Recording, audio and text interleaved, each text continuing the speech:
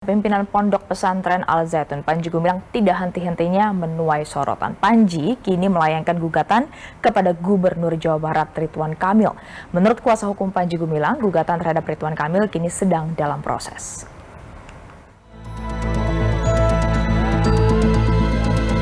Kasus dugaan penistaan agama pimpinan Pondok Pesantren Al Zaitun Panji Gumilang masih terus bergulir.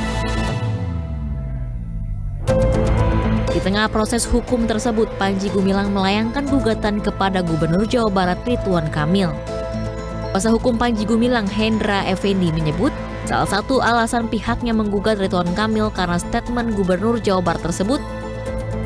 Kuasa hukum Panji Gumilang, Hendra Effendi, menyebut salah satu alasan pihaknya menggugat Ridwan Kamil karena statement Gubernur Jawa Barat tersebut telah mendiskreditkan Panji Gumilang dan menimbulkan bola liar di tengah masyarakat. Di jauh, Panji Gumilang juga menilai apa yang dilakukan Ridwan Kamil tidak sesuai dengan porsinya sebagai gubernur.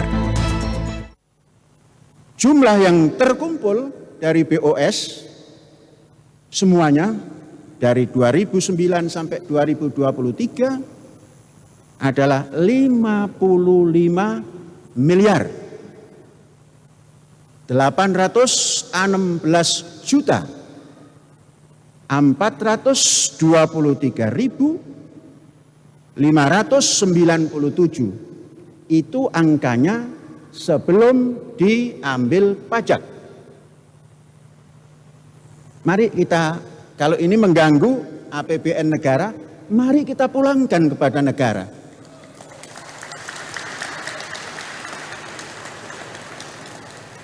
Kami sangat menghajatkan bantuan BOS ini. Namun kalau itu dianggap mengganggu keuangan negara, kami sanggup mengembalikannya. Namun minta maaf, bukan berarti kami menolak, tapi Gubernur Jawa Barat telah berceloteh tentang keuangan negara ini. Kita pulangkan, kita kembalikan, supaya negara tidak dirugikan oleh Az-Zaitun. Menanggapi gugatan yang dilayangkan terhadap dirinya, melalui akun Instagram pribadi, Ridwan Kamil secara terang-terangan mempersilahkan hal tersebut. Menurutnya, Indonesia adalah negara hukum. Lebih lanjut, ia juga menyebut jalur tersebut lebih baik karena dapat membuat permasalahan lebih jelas. Sementara terkait keputusan keumatan, Ridwan Kamil menyebut selalu mendengarkan nasihat para ulama-ulama di Jawa Barat. Tim Liputan di Universe.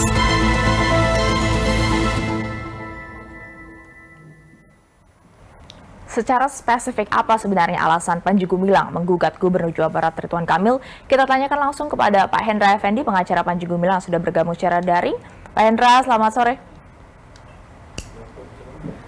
Selamat sore. Ya, Pak Hendra, saya mau konfirmasi dulu. Yang pertama, Anda menyebut gugatan terhadap Gubernur Jawa Barat Kang Emil ini karena dinilai terburu-buru, seperti seolah ingin cuci tangan, seolah menghindar, bukan dihadapi. Itu kata-kata dari pihak Anda, betulkah? Iya.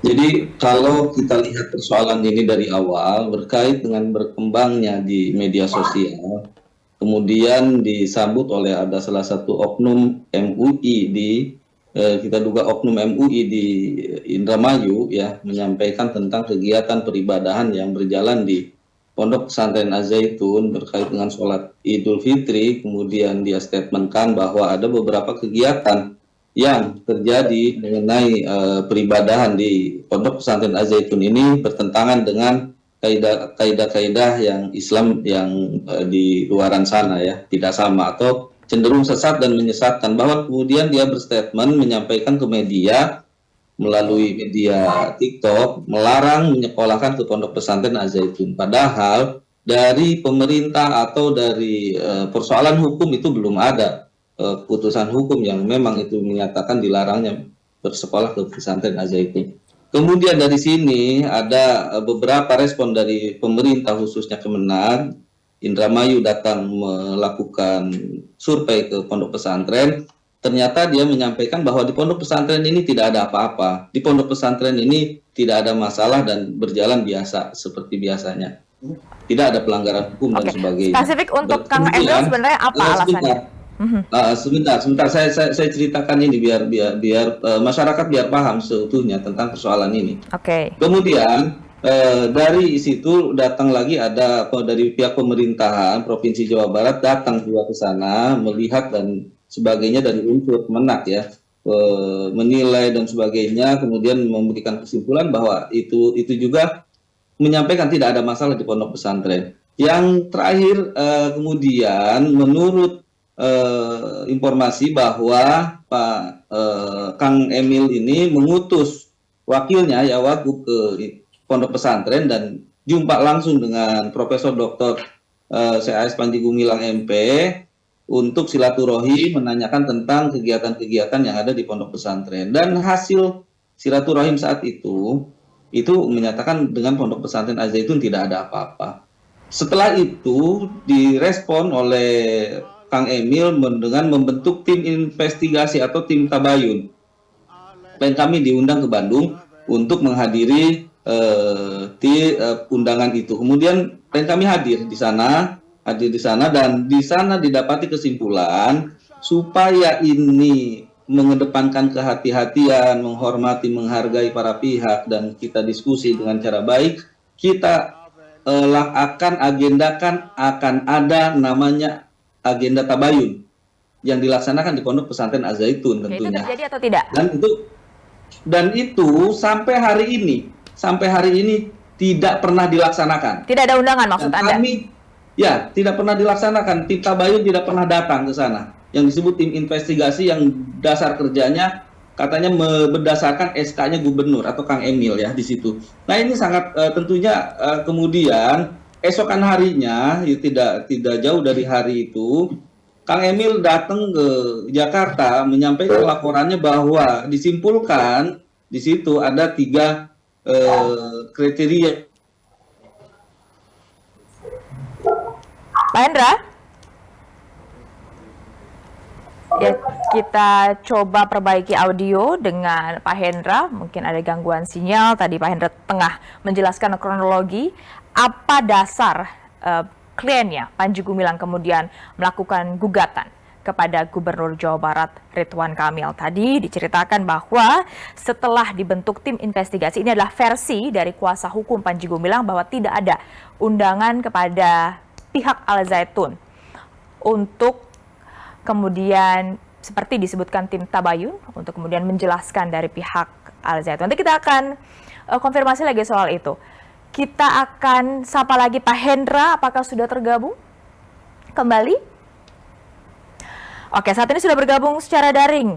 Ada Pak Iip Hidayat, Kepala Kesbang Pol Jabar. Kita langsung konfirmasi, Pak Iip, pas sekali Anda bergabung saat ini karena tadi baru saja disebutkan oleh kuasa hukum Panji Gumilang bahwa tidak ada undangan dari tim investigasi yang dibentuk oleh Pemprov Jabar terhadap Al-Zaitun. Betulkah? Ya, saya ingin menjelaskan ya. Ini karena saya sendiri yang melaksanakan. Jadi yang pertama, pada tanggal 21 Juni itu kami mendapat SK tim investigasi, itu hari Rabu. Jadi ketika SK ini keluar, kami tim investigasi berapat untuk membahas materi apa yang akan kita konfirmasi klarifikasi. Awalnya kan ini Pak Gubernur bikin tim ini dari keresahan masyarakat. Kan Gubernur Jawa Barat bertanggung jawab atas keamanan, ketentraman, ketertiban, dan kondusivitas daerah. Jadi ini harus dikonfirmasi, diklarifikasi. Jadi hari Rabu setelah keluar SK tim investigasi, kami kumpulkan data-data. Ada beberapa laporan lisan, ada juga kita lihat dari media sosial. Oke. Nah dari medsos itu kami klarifikasi ke Saberkok mana yang benar, mana yang tidak. Sudah diundang berarti pihak Al-Zaitun? Belum, itu saya sedang cerita dulu historisnya. Ini tadi yang tidak pas. Nah, kemudian hari Kamisnya kami membawa surat undangan ke Indramayu. Sebelum ke Indramayu ke Pondok Al-Zaitun, kami melapor dulu ke Bupati Indramayu yang mempunyai wilayah di sana. Tim ke sana, diterima oleh Pak Ibu Bupati, dan maka Ibu Bupati mengantarkan kami ke Pondok Al-Zaitun. Nah, yang masuk ke Al-Zaitun diterima langsung oleh Panji Gumilang, itu ketua tim investigasi. Berarti tim Dan- investigasi sudah bertemu dengan Panji Gumilang ya, Pak Ip ya? Ketemu. Ada Itu tanggal bukti berapa? fisik. Hari Kamis tanggal 22 Juni. 22 Juni, oke. Silakan Pak Ip. Nah, kita mengundang kehadiran beliau untuk tabayun besoknya hari Jumat di Gedung Sate. Oke. Nah, hari Jumat itu beliau hadir beserta rombongan dan kami terima. Persyaratannya adalah tidak boleh ada MUI di situ. Oke. Jadi kita sepakati, akhirnya masuk. Nah, ketika tim menyampaikan pertanyaan, ada 5 item, Pak Panji Gumilang meminta jawabannya akan tertulis. Tim karena masih tabayun memberikan kesempatan itu. Sekaligus, Pak Panji Gumilang mengundang kami untuk tabayun di Indramayu, di pondok pesantren itu. Oke. Itu hari Jumat, Bu ya. Oke.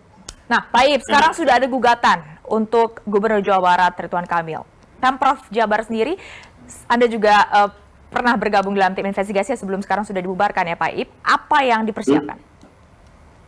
Ya tentu, yang pertama kita ingin tahu materi gugatannya apa. Sampai hari ini kan kita sudah tahu ada gugatan, dan kita sebagai negara hukum ya tidak ada masalah, itu bagus gitu ya.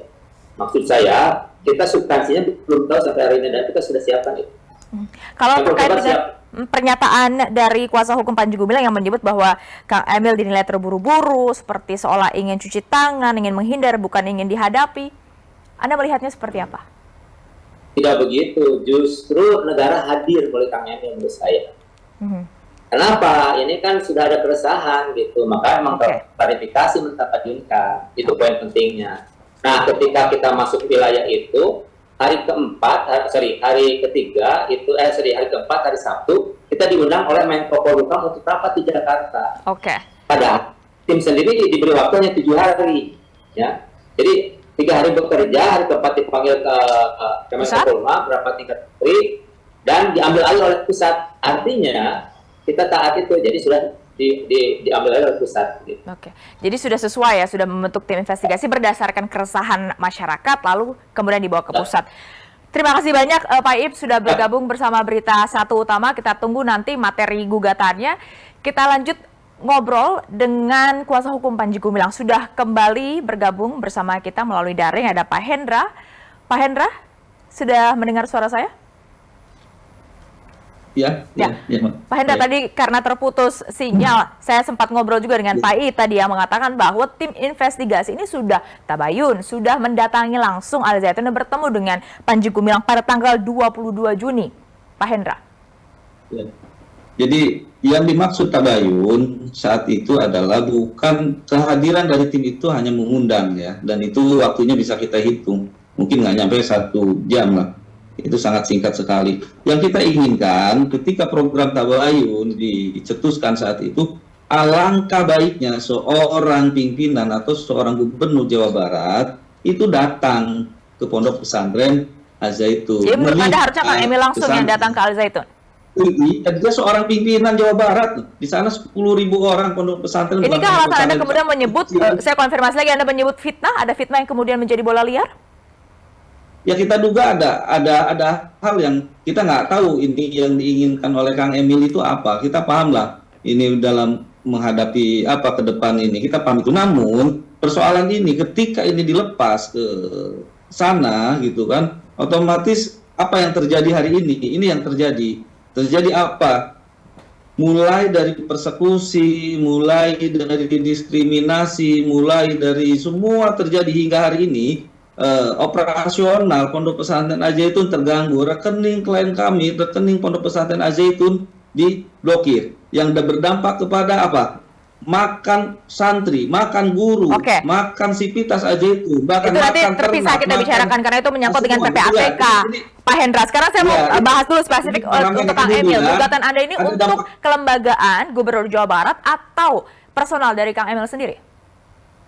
Ya, secara ini personalnya dulu secara ini kan tanggung jawab itu bukan secara lembaga tapi personalnya dulu. Berarti ya. yang digugat adalah Ridwan Kamil.